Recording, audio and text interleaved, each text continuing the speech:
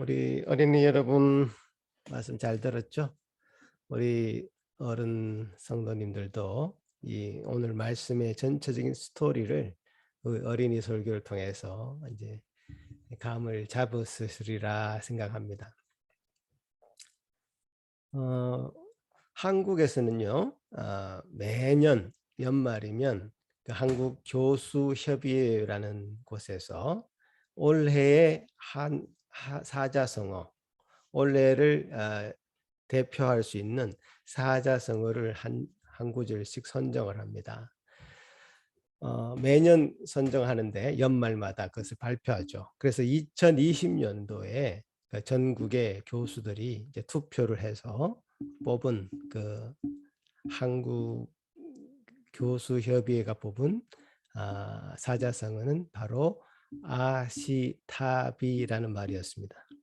이 말이 조금 어려우실 것 같아가지고 제가 한번 보여드리겠는데요.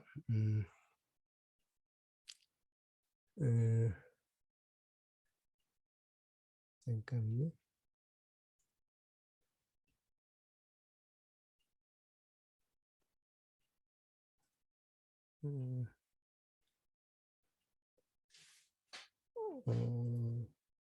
아시답이라는 말인데요. 제가 저장을 해놨는데요. 예. 보여드리겠습니다.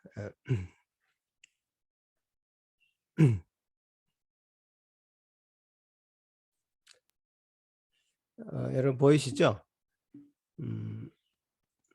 조금 어려운 말입니다. 그죠? 조금 어려운 말인데,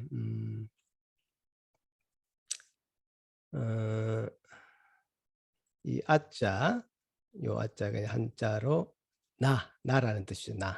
나라는 뜻이고, 시자, 이거 시자가 나는 옳다, 나는 옳다 이런 말이죠. 시자가 옳을 시자니까요. 그 타자, 요 타자는 다른 사람 이런 뜻입니다. 다른 사람. 그 다음에 남이죠. 그 다음에 비자는 틀리다, 그르다 이런 뜻이죠. 그래서 나는 옳고 다른 사람은 그르다. 요게 이제 한국 사회를 표현하는, 한국을 묘사하는 올해의 사자성어였다는 겁니다. 그래서 작년 2020년도죠. 원래 연말 되면 또 다른 말을 뽑겠지만 아시타비라는 말이 한국을 대표할 만한 말이다 라는 말을 들었을 때 참으로 참 우리 한국 사회가 어떻게 돌아가려고 그러는지 굉장히 암울한 생각이 들었습니다. 이 아시타비라는 말이 좀 어렵다면 여러분 이런 말은 들어봤습니까? 내로남불, 내가 하면 로맨스, 남이 하면 불륜. 이런 말들이 한국 사회를 묘사하고 있다라고 했을 때 물론 이것이 이제 한국의 어떤 정치적인 상황들을 이제 꼬집는 말일 수 있습니다. 그러나 저는 단지 그것이 한국 사회뿐만 아니라 사람이 모여 사는 곳, 어떤 공동체를 형성하고 있는 곳이라면 비일비재하게 벌어지는 일이라 그렇게 생각합니다. 왜냐하면 우리 인간들은요, 우리 스스로를 객관적으로 볼 수 있는 능력이 실제로 많이 떨어집니다. 그 나르시즘이라는 말 들어보셨습니까? 자기애가 자작 차 있어서요. 자기의 잘못과 실수를 정당하게 인정하고 그렇게 고백할 수 있는 실력이 참 떨어지는 것 같습니다.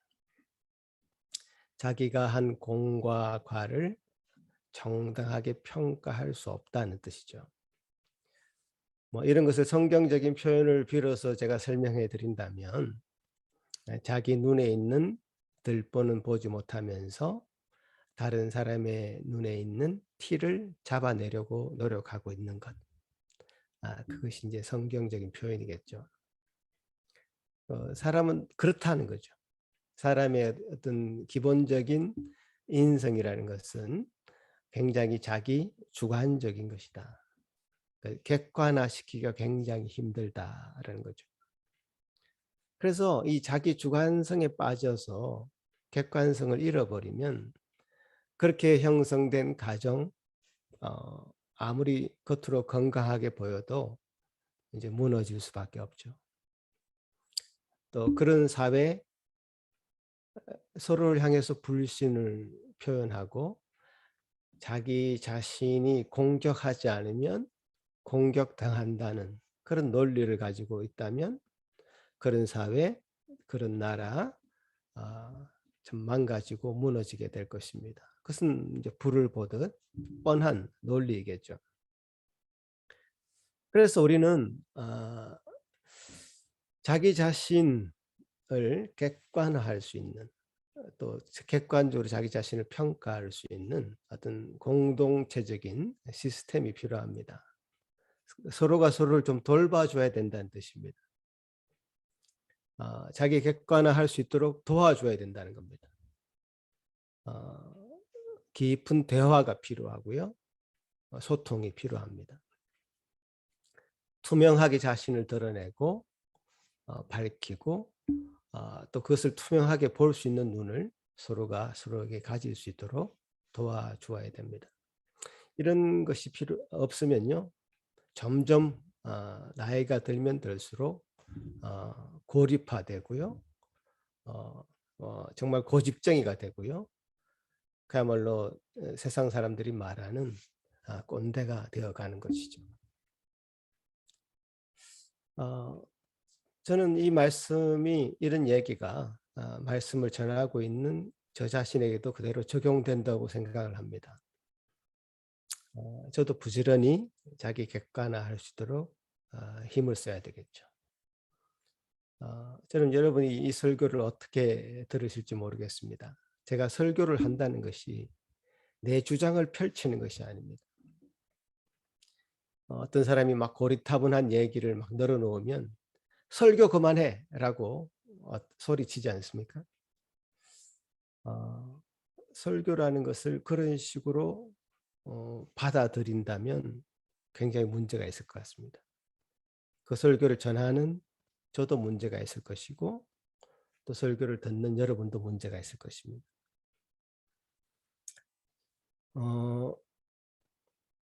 저는 이 자리에서 나는 맞았고 여러분은 틀리니까 회개하시라 이렇게 말씀드리는 것이 아닙니다. 저는 하나님 앞에서 이 말씀이 과연 그러한가? 하나님 앞에 나는 과연 정말 정당한가를 부지런히 살피기를 원합니다. 또 여러분에게도 그렇게 부지런히 여러분을 살피기를, 정직하게 투명하게 살피기를 권면하는 것입니다. 제가 말씀을 한 구절 놓고 해석을 합니다. 그러면 여러분은 그 말씀을 그냥 어떤 그름막도 없이 그냥 받아들이는 것이 아니라 여러분도 해석을 같이 하셔야 됩니다. 과연 그러한가? 함께 해석하는 해석 공동체이고요. 함께 고민하는 고민 공동체입니다. 저도 여러분과 같이 하나님 앞에 서 있는 사람이고 여러분도 저와 같이 하나님 앞에 서 있는 사람입니다. 저도 저 자신이 하나님 앞에 제 자신을 부지런히 살펴야 하듯이 여러분도 여러분 자신을 부지런히 말씀을 기준으로 해서 살펴서 나는 맞는데 저 사람은 틀렸다. 이런 마음을 가지고 접근한다면 참 이 사회가 그렇다면 우리는 그 정반대로 가야 되겠죠. 그 아시타비가 아니라 아비타비가 될 것이고 나도 틀렸고 당신도 틀렸다. 오로지 주님만이 옳다. 그러니까 아비, 나도 틀렸고, 답이 당신도 틀렸고, 주시 하나님만이 옳다. 우리 주님만이 옳다라고 그렇게 고백할 수 있으면 정말 좋겠습니다. 주님께서 주시는 이 마음을, 이 말씀을 통해서 참 받으시기를 바라고 그 안에서 참 자유를 누리시기를 간절히 바라겠습니다. 오늘 등장인물 요셉을 이제 본격적으로 한번 살펴보겠습니다. 아까 전에 들은 말씀처럼 요셉은 형들에 의해서 애굽 상인들에게 팔려갔고 보디발 장군 집에서 일하는 노예로 팔리게 됩니다. 지금 상황을 보자면 요셉은 형들에 의해서 돈을 받고 팔려졌고요. 한 집의 노예로 일하게 되었다는 이야기를 하고 있습니다. 초반부에. 그리고 후반부에는 그 열심히 일해서 보디발에게 인정받은 요셉이 결국 그 집에서 형통하게 잘 되었다고는 얘기는 하지만 결국에는 보디발의 아내의 유혹을 뿌리치면서 그 아내의 미움을 받아서 그 아내가 하는 거짓말을 보디발이 그대로 전해 듣고는 요셉을 감옥에 가두는 이 전체적인 스토리는 굉장히 암울한 스토리입니다. 형들의 혈육 아닙니까? 혈육에 의해서 팔려간 요셉. 이 한 가지만 봐도 너무 어두운, 그야말로 천둥 번개가 내리치는 그런 어두운 분위기일 수밖에 없고요. 그 집에서 참 잘 지냈는데, 그나마 잘 지냈는데 그 집에 있지 못하고 또 감옥에 가게 되는 그런 상황까지 닥쳤을 때는 그야말로 미세먼지가 우리 주변을 가득 채워서 정말 답답한 그런 상황. 너무 답답해서 정말 이것을 벗어나고 싶은 그런 마음이 가득 들 정도의 그런 답답한 그런 상황이지만 이 성경 전체 이 창세기 39장 이 본문의 전체 분위기는 그야말로 아주 맑은 날씨에 바람까지 살랑살랑 불어대는, 그래서 상쾌함마저 드는 그런 싱그러운 분위기다 이 말이에요. 그러니까 문제는 이 성경이 이 상황의 암울함에 포커스를 맞추지 않고요. 여호와께서 요셉과 함께 하셔서 요셉은 형통한 사람이 되었다는 말을 반복적으로 7번 반복적으로 하면서 상황의 암울함의 포커스가 이 성경은 전혀 없습니다. 하나님의 포커스는 하나님이 여전히 여호와 하나님은 여전히 요셉과 함께하고 그런 요셉의 삶은 형통한 삶이라고 성경은 요셉의 삶을 변호하고 있고 주장하고 있는 것에 우리가 포커스를 맞춰야 됩니다. 이게 성경이 요셉의 삶을 들여다보는 방식입니다.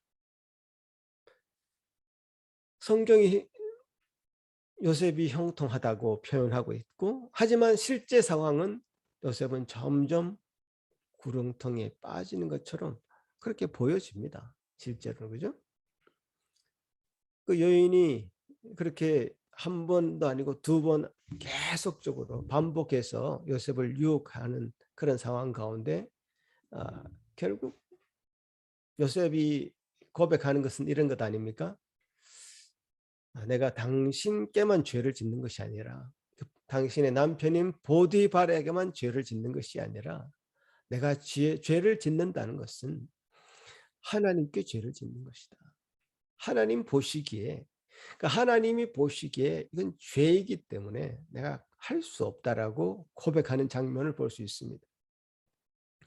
요셉의 시각도 그 보디발의 아내 그리고 자기의 주인인 보디발에게 초점이 맞춰져 있지 않고 어쨌든 이 전체적인 상황을 주도하시는 나와 함께 하시는, 그래서 형통하다고 말씀하시는 그 하나님께 포커스가 맞춰져 있다는 것을 보게 됩니다.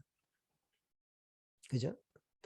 그런 요셉의 마음을 우리가 100분 이해하고 읽는다면 요셉이 왜 이렇게 형통하게 되었는가? 형통할 수밖에 없는가? 라는 것을 우리가 캐치할 수 있을 것입니다.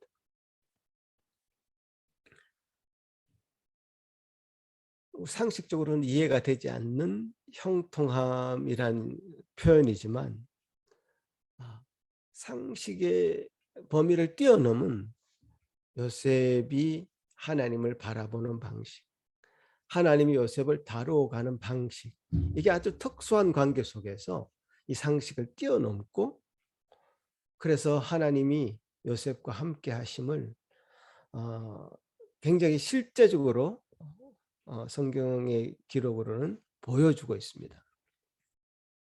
우리가 성경에서 요셉은 형통한 사람이다 라고 할 때 결론만 얘기를 합니다.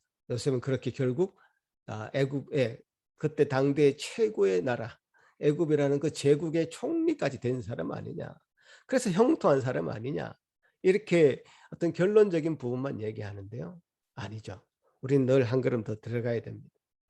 요셉이 형통하다고 말씀하시는 그 챕터를 살펴볼 때 결코 우리 인간들은 그런 상황을 형통하다고 고백할 수 없는 부분에서 성경은 요셉의 삶은 지금 형통한 삶이다. 요셉은 여전히 고통을 견뎌내면서 살아가고 있고요. 가혹한 일을 견디면서 억울한 누명을 쓰고 그 누명을 해명할 수조차 없는 그런 상황 가운데 있지만 그것을 그런 상황 속에 하나님은 요셉의 삶을 형통하다고 표현하고 있는 것이죠. 저는 이 본문 속에서 요셉이 반항하고 있지 않은 것, 단 한 번이라도 난 아무 잘못이 없습니다라고 말하지 않는 것, 그리고 이 모든 것은 저 사람들의 잘못이다, 저 형들이 잘못한 것이다, 그 보디발의 아내가 잘못한 것이다 라고 말하지 않는 것, 그저 하나님 앞에 자기가 서 있는 자리에서 감당해야 될 일만을 하고 있는 장면들, 그 장면을 주목하고 있습니다. 우리는 이 모든 상황을 잘 알기 때문에 누가 잘못했고 누가 맞았는지를 알고 있습니다. 그런데 이 사람들끼리 잘잘못을 따지는 일은 의미 없다라고 성경은 가르치는 것 같습니다. 어느 누구도 옳은 사람은 없습니다. 이 세상에 누구도 완벽할 수 없습니다. 흠을 찾으려면 다 찾아낼 수 있습니다. 심지어 요셉이라고 해서 흠도 점도 없는 사람일까요? 그렇지 않을 것입니다. 세상에 어느 누구도 스스로 나는 옳다라고 말할 수 없는 상황, 그것을 인정하는 것, 그것이 우리 사람이 가져야 될 바른 태도인 것 같습니다. 그런 상황에서 하나님은 항상 옳습니다 고백하는 것. 하나님은 누구의 편에 서 계시는가? 그 편에 우리가 서 있기를 소망하고 소원하는 마음, 그것이 우리에게 있을 따름입니다. 보십시오. 하나님께서 요셉에게 그 꿈을 꾸게 하신 것, 저는 하나님 옳았다고 믿습니다. 하나님의 계시는 틀림이 없었습니다. 야곱과 요셉의 그 형제들은 자신들은 맞았고 저 요셉이 틀렸다고 주장하면서 요셉을 팔아버렸죠. 결국 우리는 요셉의 편을 드는 것이 아닙니다. 그 꿈을 꾸게 하신 하나님께서는 옳았다라고 말해야 하는 것이죠. 하나님께서 요셉을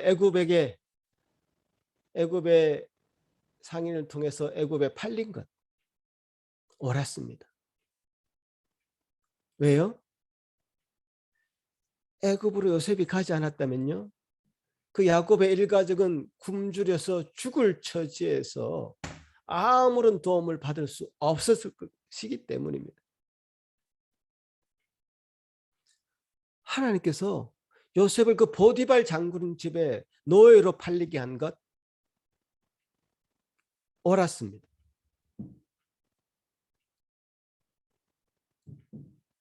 그리고 보디발 장군의 아내가 요셉을 유혹한 것, 그리고 그 요셉이 유혹에 넘어가지 않고 거절한 것, 이것 또한 하나님이 옳았습니다.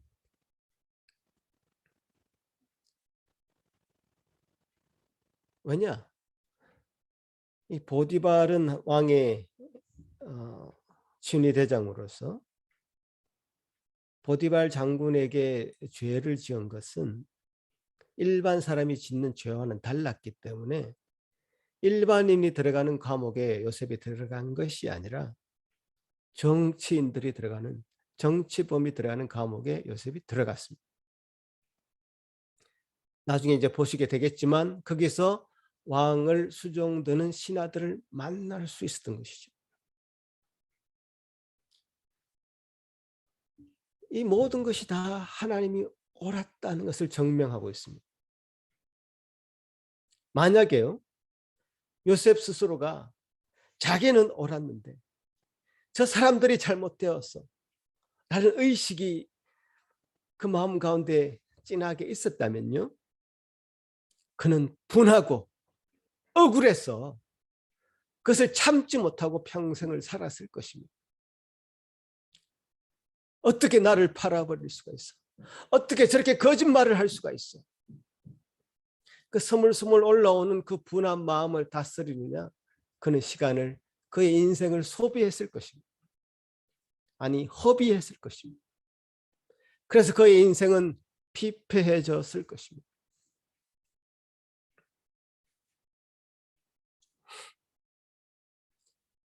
제가 보기에 요셉은 자기가 옳았고 다른 사람은 틀렸다라는 의식이 없었던 것 같습니다. 다만 그에게는 무엇이 있었느냐? 하나님께서 예비해 놓으신 그 길에 자기는 서 있다라고 믿었던 것 같습니다. 여러분, 어떤 일에 스트레스를 받으십니까? 요셉은 이런 스트레스가 없어 보입니다. 제가 이 본문을 묘사할 때 맑은 날씨에 정말 깨끗한 공기가 불어오는, 바람에 밀려서 살랑살랑 불어오는 그런 상쾌한 기분이 든다고 했는데, 그야말로 이 하나님께서 예비하신 그 길에서 걷는 우리 성도들의 모습은 스트레스 프리입니다.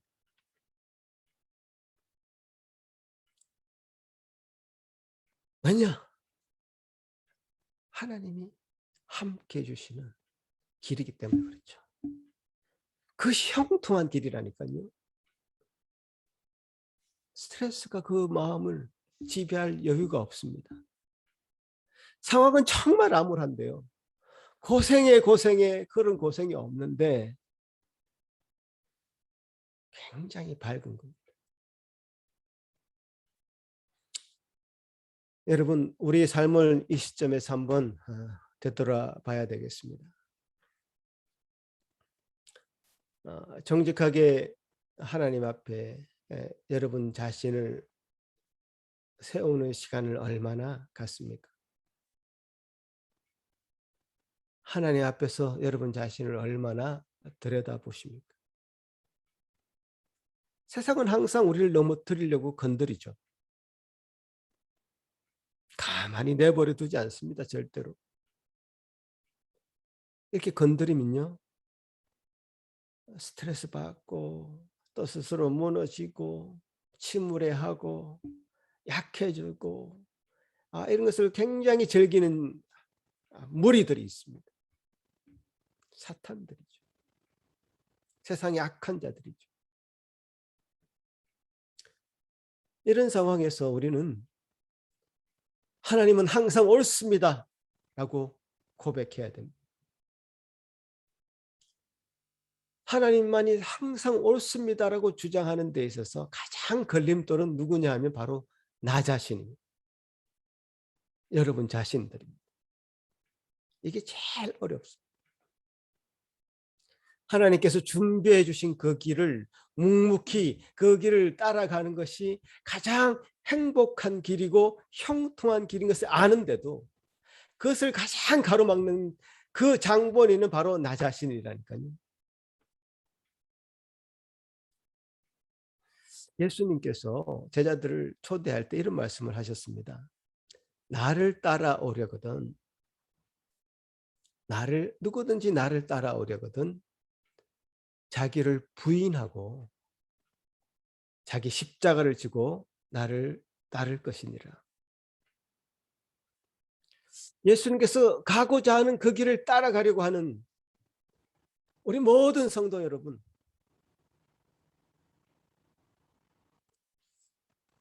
자신을 부인하라고 예수님이 권면하고 있고 오늘 본문도 말씀하고 있는 것 같습니다. 하나님은 항상 옳으신데 그 옳으신 하나님을 인정하기 힘들어하는 자기 자신, 자신의 존재, 그걸 다 내려놓으시기 바랍니다. 자기 존재를 부인하지 않았다면 어떻게 이 첩첩이 다가오는 그 암울한 상황을 요셉이 이렇게나 유쾌하고 상쾌하게 이겨낼 수 있었겠습니까? 그건 불가능한 것이죠. 나의 감정과 나의 생각과 나의 가지고 있는 어떤 지혜와 지식이 불완전하고 하나님 앞에서는 항상 틀릴 수 있다는 것을 인정할 때 하나님만이 옳다라고, 하나님만이 항상 옳다라고 고백할 수 있는 것입니다. 여러분 마지막으로 한번 따라 하시겠습니다. 하나님은 항상 옳다. 그렇게 굳게 믿으시고 하나님이 예비해 주시는 그 길에 저와 여러분이 함께 동행해 가시기를 간절히 바라겠습니다. 기도하겠습니다. 하나님 아버지 감사합니다. 주님께서 오늘 우리에게 주신 이 말씀을 통해서 하나님 형통하게 하는 자의 모습을 보게 하셨습니다. 하나님이 함께 하시는 자의 모습을 보게 하여 주셨습니다. 주님, 우리도 그 모습을 담고 싶사오니 주여 우리 자신에게 있는 많은 자기 의식들, 자기 의들, 자기가 옳다고 주장하는 것들 주님 앞에 심지어 주님 앞에서도 자기의 존재를 자기의 주장을 펼치고 싶어하는 우리의 지금 악한 마음들을 내려놓게 하시고 또 세상을 향해 손가락질하며 비판하는 그 마음을 내려놓게 하시고 주님께서 주시는 은혜로만 주님이 주시는 그 길로만 유쾌하고 상쾌하게 달려나갈 수 있는 제 모든 예수산길교회 성도들 다 될 수 있도록 주님 복 내려 주시옵소서. 주여 형통하게 하여 주시옵소서. 감사하고 예수님 이름으로 기도합나이다. 아멘.